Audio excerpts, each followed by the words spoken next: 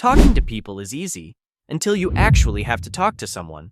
Suddenly, your brain forgets every word in the English language. So here are 3 simple rules that make almost any conversation easier. Rule 1. Stop trying to be interesting. Seriously, most people are so busy thinking about what to say next that they forget to listen. Instead, get curious. If someone says, "I just got back from Italy," don't say, "Cool. Congratulations, you just killed the conversation." Ask, "What was the best part?" People love talking about things they care about. Your job is to find them. Rule 2. Ask questions that can't be answered with yes or no.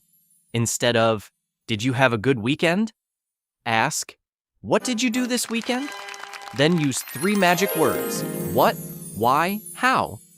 What happened? Why did you choose that? How did you get into it? One good question can carry an entire conversation.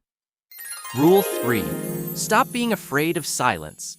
2 seconds of silence happens, and your brain goes, "We're doomed." Relax. You don't need to fill every second. Pause, smile, think. Confident people aren't confident because they always know what to say. They're comfortable when they don't. So remember, be curious, ask better questions, and let silence happen.